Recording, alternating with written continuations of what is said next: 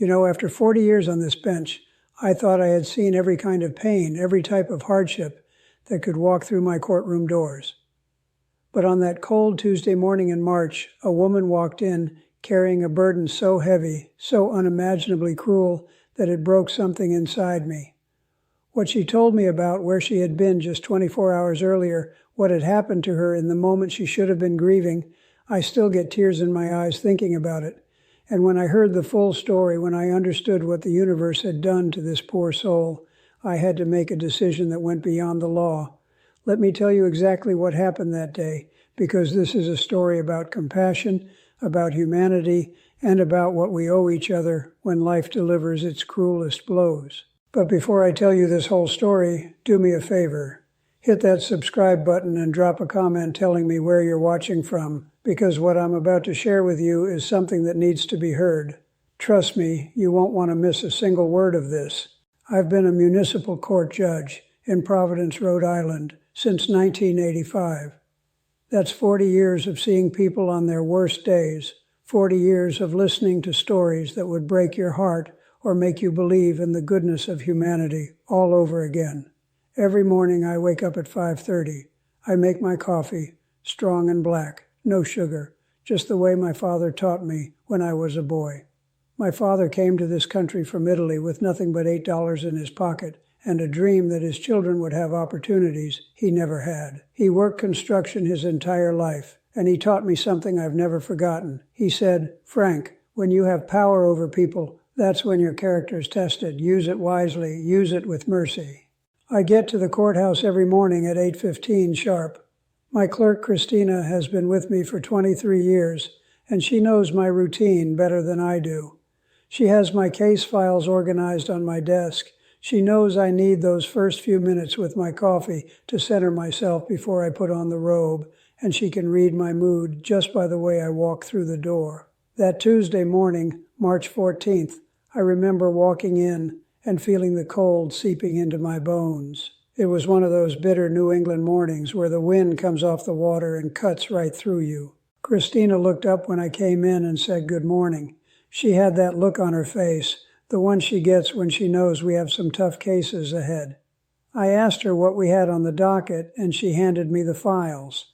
Traffic violations mostly, a few parking disputes, nothing that seemed out of the ordinary. But she said something to me that I remember clearly. She said, "Judge, there's one case this morning. The woman just lost her husband. Yesterday was the funeral." I looked at her and felt my chest tighten. I asked what she was cited for, and Christina told me it was a parking violation. I remember thinking to myself, this woman buried her husband yesterday, and today she has to come to court for a parking ticket. I sat down at my desk and went through the files. I saw her name, Sarah Mitchell, and I read the citation. It was issued the day after her husband's funeral. The day after. I felt anger rising in me, not at her, but at the cosmic cruelty of it all. At the timing, at the fact that in her darkest hour she had to worry about a parking ticket and a court appearance. I made a note on her file. I wanted to hear her story directly. I wanted to look into her eyes and let her know that the law has room for compassion, that justice isn't just about rules, it's about understanding the human beings standing before you. At 9 o'clock I walked into my courtroom. It's not a large room, not like you see on television with the soaring ceilings and marble columns. It's modest, functional, with rows of wooden benches where people wait for their cases to be called. The American flag stands to my right, and the Rhode Island state flag to my left. I've presided over thousands of cases in this room. I've seen people at their absolute worst and their surprising best. I've seen arrogance and humility, lies and raw honesty. And I've learned that every single person who walks through that door has a story, and that story matters. I looked out at the gallery that morning and saw maybe 20 people waiting. Some looked nervous, some looked annoyed, some looked resigned to their fate. My eyes moved across the faces until they landed on a woman sitting in the third row. She was alone. She wore a simple black dress and a cardigan that looked like it had been pulled on without much thought. Her hands were folded in her lap, and even from my bench, I could see she was trembling slightly. Her face was pale, and there were dark circles under her eyes that spoke of sleepless nights and endless tears. I knew immediately this was Sarah Mitchell. I started calling cases. I handled a parking dispute between two neighbors who couldn't agree on whose car was over the line. I dealt with a speeding ticket for a young man who swore he was only going 5 over the limit. I listened to excuses and explanations, some genuine, some less so, and all the while I kept glancing at Sarah Mitchell, sitting there so still, so alone, like she was holding herself together by sheer force of will. At 10:45, Christina called her case. "Sarah Mitchell," she announced, and I watched the woman stand up slowly, like her legs weren't quite sure they would hold her. She walked to the front of the courtroom with small, careful steps. When she stood before my bench, she looked up at me, and I saw in her eyes a depth of pain I'll never forget. These weren't the eyes of someone worried about a fine. These were the eyes of someone who had lost everything. I looked down at the citation in front of me. I said, "Mrs. Mitchell, I see here you've been cited for parking in a restricted zone on March 13th. Is that correct?" My voice was gentle. I wanted her to know from my tone that I wasn't here to make her day worse. She nodded and said, "Yes, Your Honor," so quietly I could barely hear her. I asked her to tell me what happened, to explain the circumstances, and what she told me next I'll carry with me for the rest of my life. She took a breath, and I could see her struggling to keep her composure. She said, "Your Honor, March 12th was my husband's funeral. We were married for 32 years. He had cancer. It took him in 6 months. Her voice cracked on that last word, and I saw tears start to stream down her face. She didn't wipe them away. She just stood there and let them fall. I felt my own throat tighten. I've heard thousands of stories in this courtroom, but there's something about a widow's grief that cuts through every defense you build up as a judge. She continued, and I could hear the effort it took for her to speak.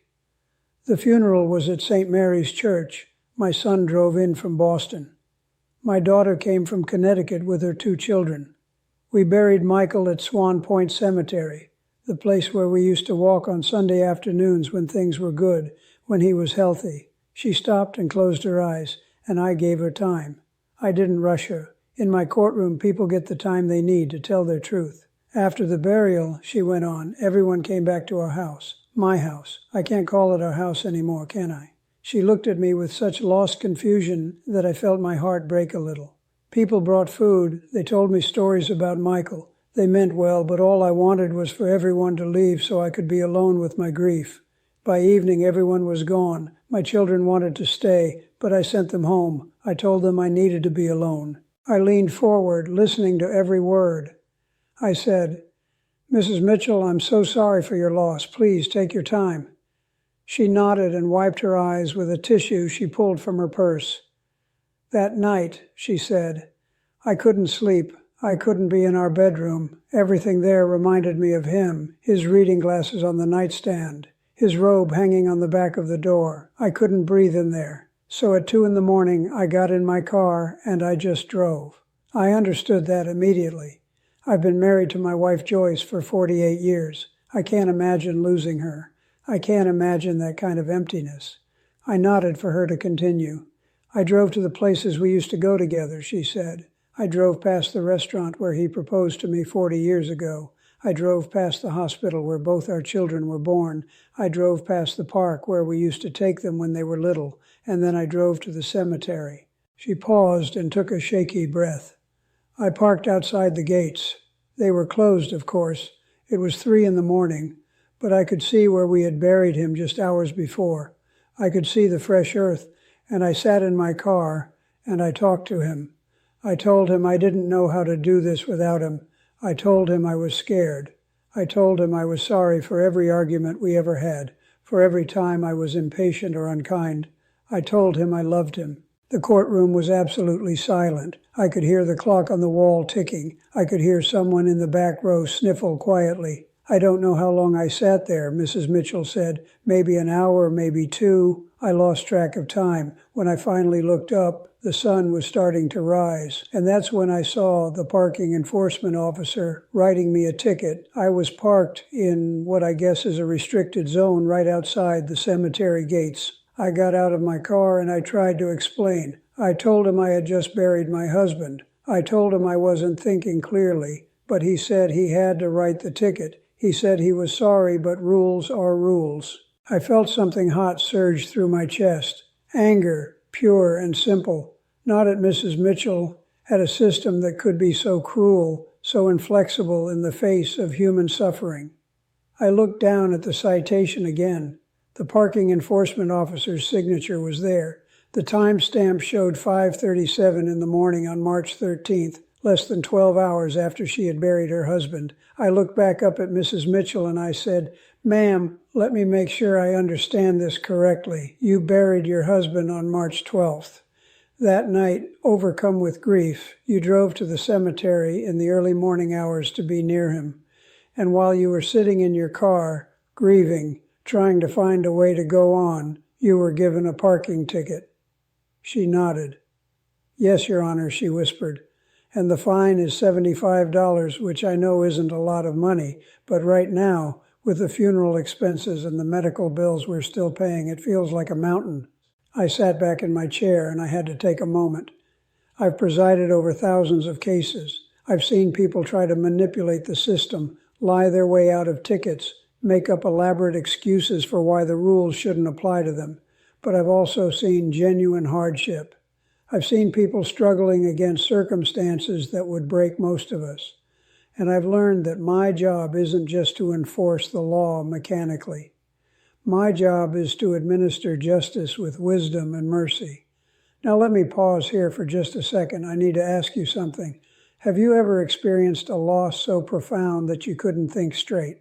Have you ever been in that place where grief takes over and you just need to be close to the person you lost? Leave me a comment because I actually read them. And if you're feeling this story, if it's touching you the way it touched me, hit that like button for me. I looked at Mrs. Mitchell standing there so small and fragile before my bench. I thought about my own father's funeral 20 years ago. I remembered standing at his grave after everyone had left, not wanting to walk away because walking away meant accepting he was really gone. I remembered my wife finding me there hours later, just standing in the cold, unable to move. I understood exactly what this woman had been going through. I made my decision in that moment. I picked up my gavel, but I didn't strike it yet. I said, "Mrs. Mitchell, I want you to listen to me very carefully. You did nothing wrong, nothing. You were a grieving widow seeking comfort in the only way you knew how. You were trying to feel close to your husband one more time. That is not a crime. That is not something that deserves punishment. That is human. That is what love looks like when it has nowhere else to go." I saw her eyes widen slightly. I saw hope flicker there for the first time since she'd walked into my courtroom. I continued, "This citation is dismissed. You owe nothing. Not $75, not 75 cents, not one single penny. You've paid enough. You've suffered enough. This court will not add to your burden." I brought the gavel down with a sharp crack that echoed through the silent courtroom. Mrs. Mitchell stood there, and for a moment I wasn't sure she had understood me. Then I saw her shoulders begin to shake. The tears that had been falling quietly became sobs, deep wrenching sobs that came from the very center of her grief. But I could see they were different now. They weren't just tears of sadness. They were tears of relief, of gratitude, of feeling seen and understood in a moment when she probably felt completely alone in the world. Christina immediately stepped forward with a box of tissues. Mrs. Mitchell took several and pressed them to her face. I waited. I've learned over the years that sometimes people need a moment to let it all out, especially in a place where they thought they'd find more judgment and punishment. When she finally looked up at me, she said something I'll never forget. She said, "Thank you, Your Honor. Thank you for understanding. Thank you for seeing me as a person and not just a case number." I nodded to her and I said, "Mrs. Mitchell, you are not a case number. You are a woman who loved her husband for 32 years and lost him too soon. You are a mother and a grandmother doing her best to hold it together when everything is falling apart. That's who you are. And I want you to know something else." I paused to make sure she was listening. "Your husband would be very proud of you. Coming here today, facing this, when I'm sure all you wanted to do was stay in bed and hide from the world, that takes courage. You honor his memory with that courage." She smiled through her tears, a small broken smile that somehow held a glimmer of light. "He always said I was stronger than I knew," she whispered. I smiled back at her. "He was right," I said. "Now you go home, you take care of yourself, you lean on your children and your grandchildren, and you take all the time you need to grieve and heal.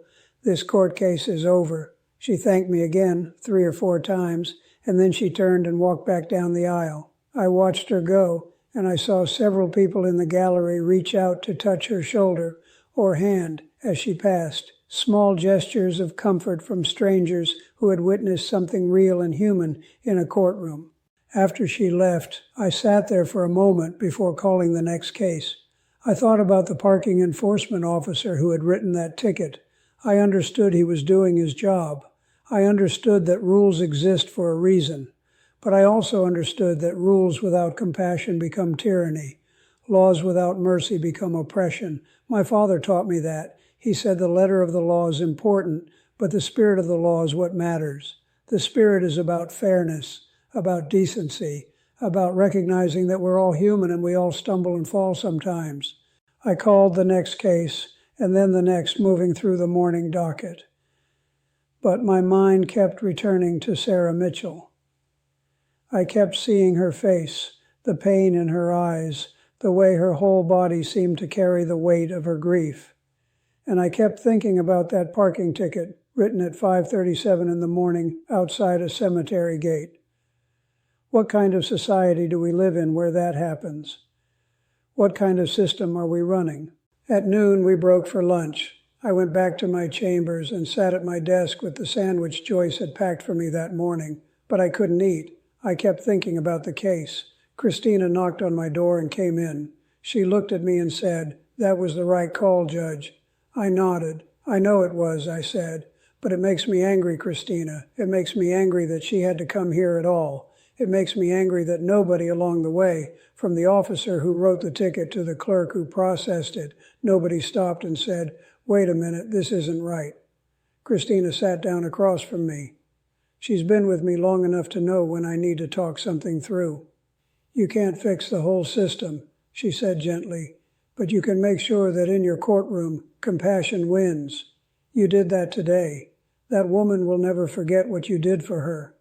I knew Christina was right, but I also knew I wanted to do more. That afternoon, I made a phone call to the parking enforcement department. I spoke to the supervisor and I explained what had happened. I wasn't angry. I didn't yell, but I did make it very clear that citations like this one reflect poorly on all of us. I said, "We have the discretion to be human beings first and enforcement officers second. Please remind your people of that." The supervisor listened and promised to review their training and policies. I don't know if anything changed after that call, but at least I tried. I'm going to be honest with you. Cases like Sarah Mitchell's are exactly why I still put on these robes every morning after 40 years, because I can make a difference in someone's life. I can take a terrible situation and make it just a little bit better. I can remind people that the system isn't all cold bureaucracy, that there are still human beings making decisions, and that those human beings have hearts. If you believe that matters, if you think compassion should be part of justice, hit that like button, and make sure you're subscribed, because I have more stories like this, stories that will restore your faith in what the law can be when it's administered with wisdom and mercy. That evening when I got home, Joyce asked me how my day was. We were sitting at the kitchen table having dinner, just the two of us, like we've done for nearly 50 years. I told her about Sarah Mitchell. I told her about the parking ticket and the funeral in the cemetery. Joyce got tears in her eyes. She reached across the table and took my hand. She said, Frank, that woman needed you today. She needed someone to tell her she hadn't done anything wrong, that her grief was valid, that she wasn't going to be punished for loving her husband. Joyce always knows exactly how to name what I'm feeling. I thought about Mrs. Mitchell a lot in the days after that. I wondered how she was doing. I wondered if she was finding her way through the fog of grief. I've learned over the years that grief doesn't follow a timeline.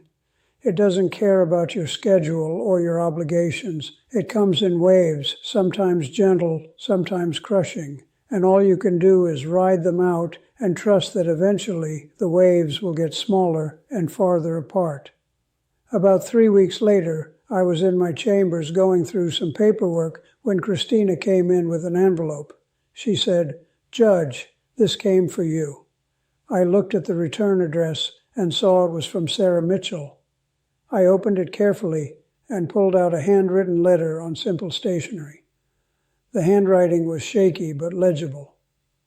I want to read you part of what she wrote because it meant more to me than almost anything I've received in my career. She wrote, "Dear Judge Caprio, I hope you don't mind me writing to you. I wanted you to know what your kindness meant to me. The morning I came to your courtroom, I honestly didn't know if I could go on. I was drowning in grief and overwhelmed by all the things I suddenly had to handle alone. When that officer gave me the parking ticket while I sat at my husband's grave, it felt like the universe was telling me it didn't care about my pain, that I still had to follow all the rules, even though my world had ended. I went to court that day expecting more of the same, more cold bureaucracy, more being treated like a number. But you saw me. You really saw me. You understood. And when you dismissed that ticket, it wasn't really about the $75. It was about someone in a position of authority telling me I wasn't crazy, I wasn't wrong, my grief mattered. You gave me permission to be human in my darkest hour. I will never forget that." I had to stop reading for a moment. I took off my glasses and wiped my eyes. I'm not ashamed to tell you, I cried reading that letter.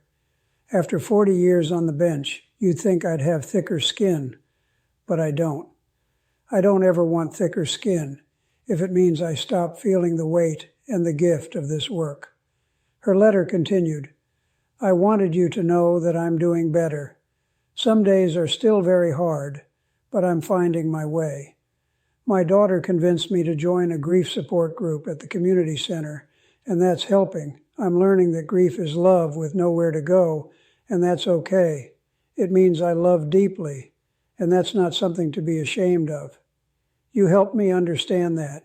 Thank you for your compassion. Thank you for reminding me that there are still good people in the world who care. I will be forever grateful. Sincerely, Sarah Mitchell." I folded the letter carefully and put it back in the envelope. Then I placed it in my desk drawer where I keep the things that matter most.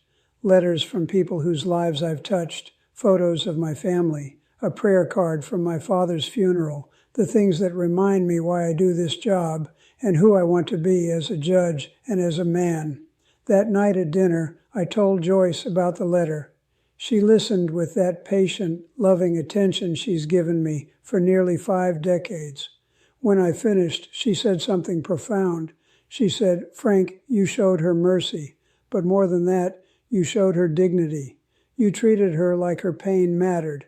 That's what she'll remember. Not that you dismissed a parking ticket, but that you acknowledged her suffering and responded with love."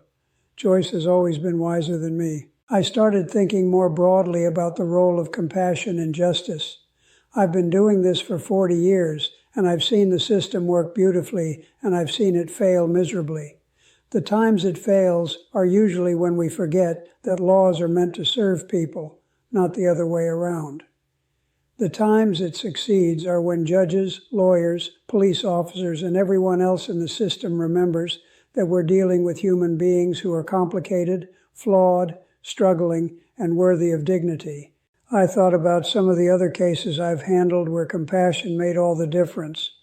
I thought about the single mother who couldn't pay her parking tickets because she was working 2 jobs to keep food on the table for her kids. I dismissed her fines and connected her with social services that could help. I thought about the elderly man with dementia who kept getting lost and driving the wrong way on one-way streets. Instead of taking away his license immediately and leaving him isolated, I worked with his family to arrange transportation and community support. I thought about the young man with an addiction who kept appearing before me for possession charges. Instead of just sending him to jail repeatedly, I got him into a drug court program where he could get treatment. Last I heard, he's been sober for 3 years and has a job and an apartment. These cases remind me that justice isn't one size fits all. It can't be. Every person who stands before me brings their whole life story with them. They bring their traumas and their triumphs, their strengths and their weaknesses, their good days and their worst days. My job is to see all of that, to understand it as best I can, and to make a decision that serves both the law and the person before me. Before I go further, let me ask you this. Do you think the legal system has enough compassion in it? Do you think judges should have the flexibility to consider individual circumstances?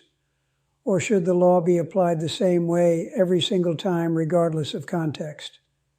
I'm genuinely curious what you think. Leave me a comment with your thoughts. And if you're getting something out of this story, if it's making you think about justice differently, hit that subscribe button and that like button. Share this with someone who needs to hear it. The thing is, showing compassion doesn't mean ignoring the law. It doesn't mean letting people off the hook for genuinely harmful behavior. It means understanding context. It means recognizing that not every violation is equal, that circumstances matter, that intent matters, that the human story behind the action matters. When someone parks illegally because they're rushing into a store to buy beer, that's different from someone parking illegally because they're sitting outside a cemetery grieving their spouse. The law might say both are violations, but justice requires us to see the difference. I've had critics over the years who say I'm too soft, that I let people manipulate me with sob stories, that I'm not upholding the law properly. I hear those criticisms, and I understand where they come from. But here's what I know after 4 decades doing this work. Mercy and accountability aren't opposites. You can hold people accountable while also treating them with compassion. You can uphold the law while also recognizing extenuating circumstances. And you can be firm when firmness is needed without being cruel. I've also handled cases where compassion meant being tough. I remember a man who came before me for his 7th DUI. 7 times he had gotten behind the wheel drunk and endangered innocent people. He stood there asking for one more chance, telling me he had a problem, asking for mercy. I looked him in the eye and I said, I'm giving you mercy right now by taking your license permanently and sending you to jail.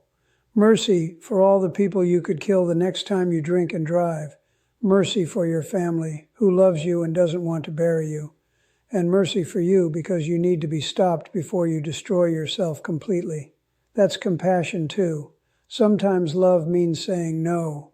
Sometimes mercy means protection even when it feels harsh. But Sarah Mitchell's case was different. There was no public safety issue. There was no pattern of disregard for the law. There was just a grieving widow trying to feel close to her husband one more time, and a system that punished her for it without thinking. That's where discretion comes in. That's where a judge earns their robes by thinking beyond the citation in front of them. Several months after I dismissed Mrs. Mitchell's case, I was invited to speak at a conference for municipal court judges from across the state. The organizers asked me to talk about judicial discretion and compassion. I accepted immediately because this is a subject I'm passionate about. I prepared my remarks carefully, and I decided to tell Sarah Mitchell's story, with her permission, of course. I had reached out to her and asked if she'd be comfortable with me sharing what happened. And she said she'd be honored if it could help other judges think differently about their role. Standing before a room full of my colleagues, I told them about that March morning. I told them about the parking ticket written at dawn outside a cemetery.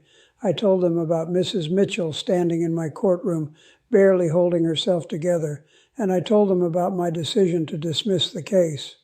The room was quiet when I finished. Then a judge from Newport raised his hand and asked, "But what about the law? What about equal treatment under the law? If you dismiss her ticket, don't you have to dismiss everyone's ticket?" It was a fair question, and I appreciated it. I said no, because circumstances matter.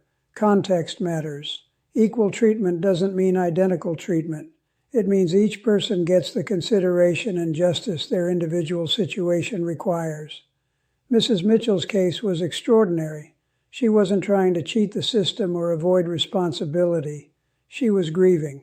The law must have room for human tragedy, or it stops being justice and becomes mere punishment. Another judge, an older man I'd known for years, stood up and said, "Frank, I think what you did was exactly right. We've gotten so caught up in efficiency, in clearing our dockets, in processing cases quickly, that we've forgotten to see the people before us. Thank you for reminding us why we took this job in the first place." Several other judges nodded in agreement. I felt grateful to be among colleagues who understood that our work is as much about wisdom as it is about law. After the conference, several judges approached me privately to share their own stories of cases where compassion had made the difference. A judge from Warwick told me about a veteran with PTSD who kept getting citations for expired registration. Instead of piling on fines, he connected the veteran with services that helped him get the support and organization he needed. A judge from Pawtucket told me about a teenager caught shoplifting who was actually stealing food because her family was hungry.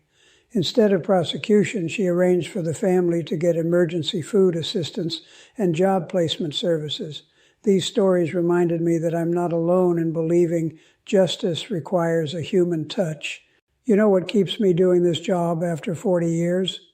Moments like these, knowing that I'm part of a system that, at its best, doesn't just punish, but also heals. A system that recognizes human dignity. A system that can look at a grieving widow and say, "We see you, we understand, and we're not going to make your life harder. If this story is restoring your faith in justice, show me by hitting that subscribe button and that like button. Tell me in the comments if you've ever experienced compassion from someone in authority when you needed it most." I think often about what my father would say if he could see me now. He died 20 years ago, but his voice is still in my head, guiding me. He was a simple man, a construction worker who never went to college, but he had a wisdom that came from a hard life lived with integrity. He used to tell me, "Frank, when you have the power to make someone's day better or worse, always choose better, always. It costs you nothing and it means everything to them." I try to live by that principle in every case I've handled. I've dismissed fines for people who genuinely couldn't pay them. I've arranged payment plans for people struggling financially. I've connected people with social services, job programs, addiction treatment, mental health resources. I've tried to see beyond the citation or charge to the human being who needs help, not just punishment. But I've also been firm when needed. I've thrown the book at drunk drivers who showed no remorse. I've been tough on people who showed a pattern of disregard for others' safety. I've held people accountable for their choices. Because compassion doesn't mean there are no consequences. It means the consequences are proportionate, fair, and delivered with respect for human dignity. Sarah Mitchell's case taught me something I should have already known but needed to be reminded of. Grief is not a crime. Suffering is not an offense. Being human in a moment of overwhelming pain is not something that deserves punishment. Our legal system sometimes forgets that. It gets so caught up in rules and procedures that it loses sight of the people those rules are supposed to serve. I want to tell you about something else that happened about 6 months after I dismissed Mrs. Mitchell's ticket. I was at the grocery store on a Saturday morning, doing the shopping Joyce had asked me to do. I was in the produce section, trying to figure out which avocados were ripe, when I heard someone say, "Judge Caprio?" I turned around and saw Sarah Mitchell standing there with her shopping cart. She looked different than she had in my courtroom. She still had sadness in her eyes, that kind of sadness that never fully leaves after you lose someone you love. But she also looked lighter somehow, like she'd found a way to carry the weight. I smiled and said hello. She came over and took my hand. "I wanted to thank you again," she said. "Not just for dismissing the ticket, but for treating me like I mattered. I've thought about that day so many times, about your kindness. It helped me more than you know." I told her I was just doing my job the way it should be done. She shook her head. No, she said, you did it the way it should be done. Most people just do their job. There's a difference. We talked for a few minutes there in the produce section. She told me her daughter had just had another baby, her third grandchild. She told me she'd gone back to work part-time as a librarian. She told me she'd started volunteering at a grief support group, helping other people who were walking the path she'd walked. I figured if I could help someone else the way you helped me, she said, then maybe some good could come from all this pain. I felt my eyes get misty right there next to the avocados. This woman, who had stood in my courtroom 6 months earlier, barely able to speak through her tears, was now using her pain to help others. That's the resilience of the human spirit. That's what we're capable of when we're treated with dignity and compassion instead of coldness and bureaucracy. Before we parted ways, she said something I'll never forget. She said, "Judge, you gave me back my faith that day, faith that the world isn't all cruel, faith that there are still people who care, faith that I could get through this. Thank you for that gift." I hugged her right there in the store, something I rarely do, but it felt like the right thing in that moment. When we stepped back, we were both crying a little, and I didn't care who saw. Driving home that day, I thought about the ripple effects of our actions. I had taken 2 minutes in my courtroom to show compassion to a grieving widow. It cost me nothing. It cost the city nothing, but it meant everything to her. And now she was taking that compassion and multiplying it, sharing it with others in grief support groups, passing it forward. One small act of mercy had created waves that would touch people I'd never meet.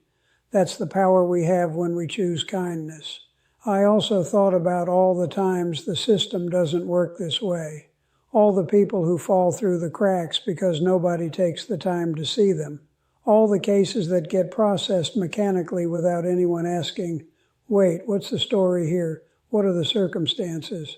I wondered how many Sarah Mitchells are out there who didn't have the luck to appear before a judge willing to exercise compassion. That thought made me sad and angry. We can do better. We must do better.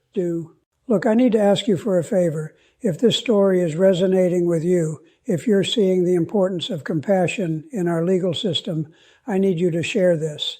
Send it to someone who works in law enforcement or the courts. Send it to someone who's going through grief. Send it to someone who needs to be reminded that there are still good people trying to do the right thing. Hit that subscribe button so you don't miss the other stories I'm going to share, and leave me a comment telling me what you think. Do you think I did the right thing? Would you have done the same? As my career has gone on, I've become more and more convinced that the best legal outcomes happen when we combine the head and the heart. The head understands the law, knows the statutes, recognizes the need for order and consequences.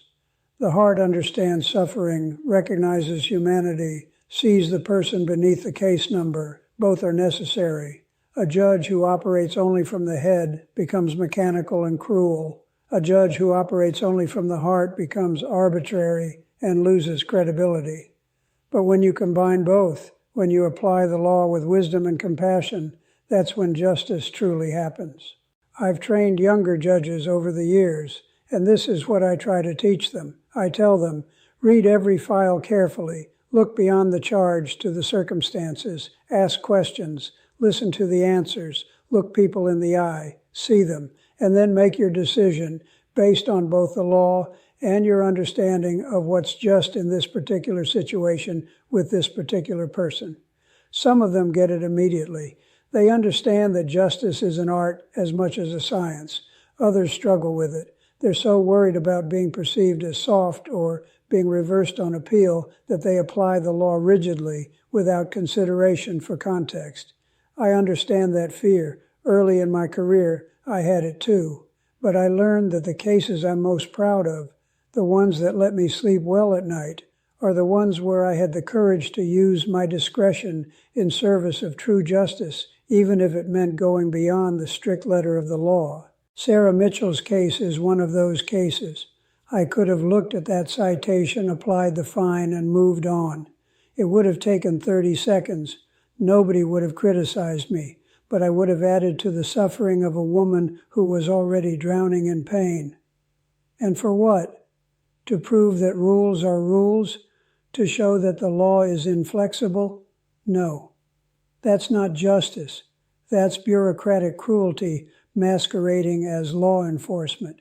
I want you to think about something. How many times in your life have you needed mercy? How many times have you made a mistake, been in a bad situation, or just had a terrible day and needed someone to give you a break? Most of us, if we're honest, can think of multiple times. I know I can. I think about the teacher who gave me extra time on a test when my mother was sick. I think about the police officer who gave me a warning instead of a speeding ticket when I was rushing to the hospital after my father had a heart attack. I think about the bank manager who worked with me when I fell behind on my mortgage early in my marriage and Joyce and I were struggling. Those acts of mercy didn't undermine the rules. They acknowledged that I was a human being having a hard time and that rules should serve people, not crush them. Those people could have been rigid. They could have said, rules are rules, no exceptions. But they didn't. They saw me. They exercised discretion. They chose compassion, and I never forgot it. Their kindness shaped how I try to treat others now that I'm in a position of authority. This is what I tried to do for Sarah Mitchell. I saw her. I understood her circumstances. I exercised the discretion I have as a judge, and I chose compassion, not because I'm some kind of saint, but because it was the right thing to do, because the law allows for it, because justice demanded it. I've been asked many times over the years what I'm most proud of in my career. People expect me to name some high-profile case or some legal precedent I set, but honestly, I'm most proud of the small moments of compassion. The single mother whose fines I dismissed so she could feed her kids. The elderly man I helped get dementia care instead of just punishing his traffic violations. The young addict I got into treatment instead of just jail. And Sarah Mitchell, the grieving widow I refused to punish for loving her husband. These aren't the cases that make headlines. They're not the ones that will be taught in law schools, but they're the ones that matter. They're the ones that remind me why I became a judge in the first place. Not to wield power, but to serve justice. Not to punish, but to make things right. Not to follow rules blindly, but to apply them with wisdom and heart. Let me tell you something else about compassion in the courtroom. It's not weakness. I've heard that criticism before. Judge Caprio is too soft. He lets people off too easy. But that's not accurate. Compassion is not the same as being a pushover. I've sent people to jail when they deserved it. I've imposed stiff fines when behavior warranted it. I've been tough when toughness was needed. But I've always tried to see the full picture first. I've always tried to understand before I judge. And yes, when I see genuine hardship, genuine suffering, genuine human pain, I err on the side of mercy, because I'd rather face criticism for being too compassionate than face my own conscience for being needlessly cruel. There's a quote I love by the writer Frederick Buechner. He said, "Compassion is the sometimes fatal capacity for feeling what it's like to live inside somebody else's skin. It is the knowledge that there can never really be any peace and joy for me until there is peace and joy finally for you too." That's what I try to bring to every case, the capacity to imagine what it's like to be the person standing before me, to feel even briefly the weight they're carrying, and to make my decisions based on that understanding. When Sarah Mitchell stood in my courtroom, I tried to imagine what she was feeling, the emptiness of losing your life partner, the exhaustion of planning a funeral, the pain of seeing his grave for the first time, the loneliness of sitting in a car at dawn with nowhere else to go, the humiliation of getting a ticket in that moment, the dread of having to appear in court the day after burying your husband. When I put myself in her shoes, even for a moment, the decision became clear. This woman needed compassion, not punishment. I'm going to pause here one more time and ask you something important. In your life, when you have the choice between being harsh and being kind, between enforcing a rule and showing mercy, which do you choose? I'm not talking about when there's danger or when someone is genuinely harmful. I'm talking about the everyday moments when you have power over someone else's experience, the moment you could give someone grace or give them grief. What do you choose? Think about that. And if you believe that choosing kindness whenever possible makes the world better, hit that like button. Subscribe to this channel so you don't miss the other stories I have to share. Stories about what happens when we choose our better angels.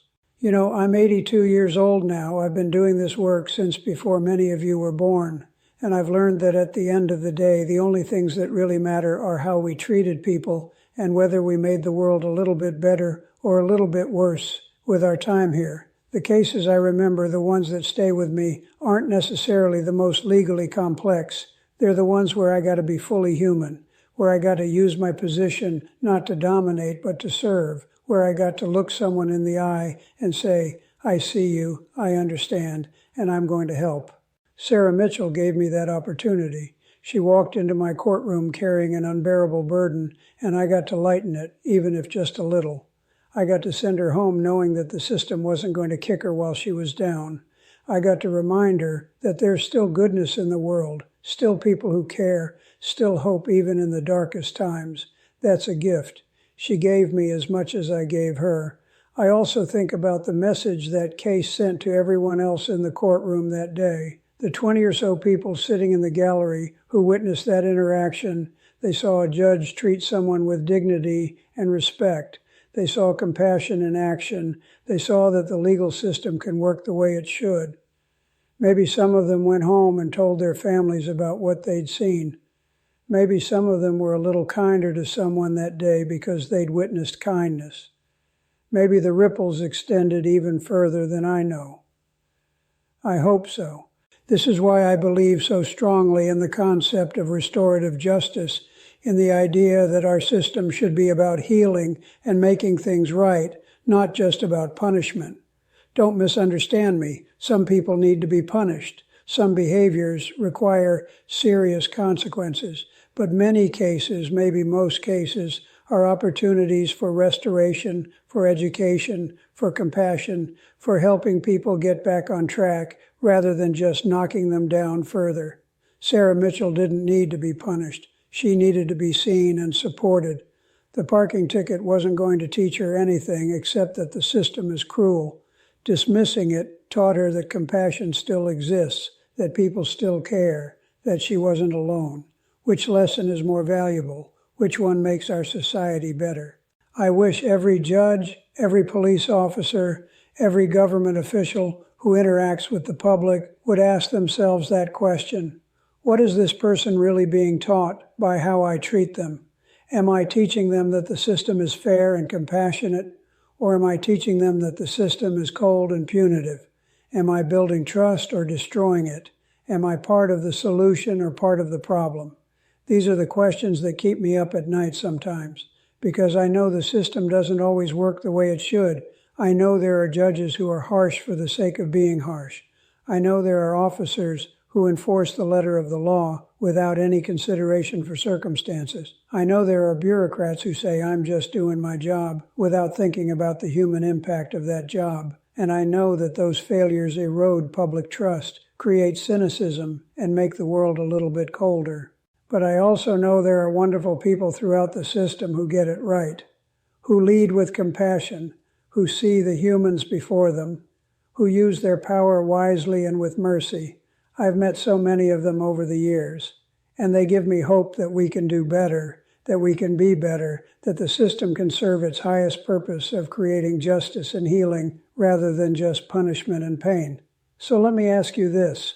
Do you think I was too harsh on the parking enforcement officer who wrote that ticket, or not harsh enough? Should there be consequences for officials who exercise their power without compassion? I'm genuinely curious what you think. And here's another question. If you were in my position that morning, what would you have done? Would you have dismissed the ticket like I did? Or would you have applied the fine because rules are rules? Leave me a comment with your honest thoughts. I read every single one, and I learned from them. One thing I want to be clear about is that I don't think I'm special for what I did. I don't think I deserve any particular praise for showing basic human decency. This should be the standard, not the exception. Every judge should be thinking this way. Every person with power over others should be exercising that power with wisdom and compassion. The fact that it's noteworthy when someone does is actually kind of sad.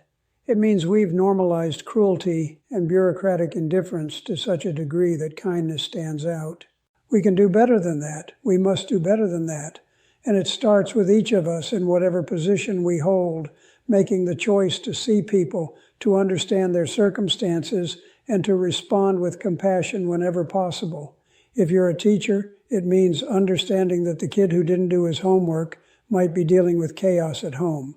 If you're a boss, it means recognizing that the employee who's been off lately might be going through something difficult. If you're a customer service representative, it means treating even the angriest customer with patience and humanity. If you're a judge, it means looking beyond the citation to the person standing before you. This is how we change the world, not with grand gestures, but with small acts of compassion multiplied across millions of interactions every day. Sarah Mitchell's case was one small moment in one small courtroom in Providence, Rhode Island. But it mattered to her. And it matters to everyone who hears this story and maybe thinks a little differently about how they use whatever power they have. I'm going to tell you one more thing about that case, and then I want to get to my final thoughts. About a year after I dismissed Mrs. Mitchell's ticket, I was honored by the Rhode Island Bar Association for my years of service. It was a nice ceremony, a lot of kind words, a plaque for my office. At the reception afterward, a woman approached me who I didn't recognize at first. Then I realized it was Sarah Mitchell. She was wearing a beautiful blue dress, and she had color in her cheeks. She looked like a person who had found her way back to life. She told me she'd read about the ceremony in the paper and wanted to come thank me in person one more time. But she also wanted to tell me something. She said, "Judge, I started a scholarship fund in my husband's name. It's for people who are facing financial hardship due to medical bills or funeral expenses. We raised enough money to give out 3 scholarships this year to help people pay their bills and get back on their feet. And I want you to know the inspiration for that fund was you. The kindness you showed me, I wanted to pass it on. I wanted to multiply it. I was speechless. This woman had taken the compassion I'd shown her and turned it into something that would help countless other people. She'd taken her pain and transformed it into purpose. She'd taken the mercy she received and magnified it. That's the power of compassion. It doesn't just help the immediate recipient. It creates a ripple effect that extends far beyond what we can see or measure. I hugged her again, and I told her how proud I was of her, how her husband would be proud, how she was honoring his memory in the most beautiful way. She smiled and said, "I learned from the best."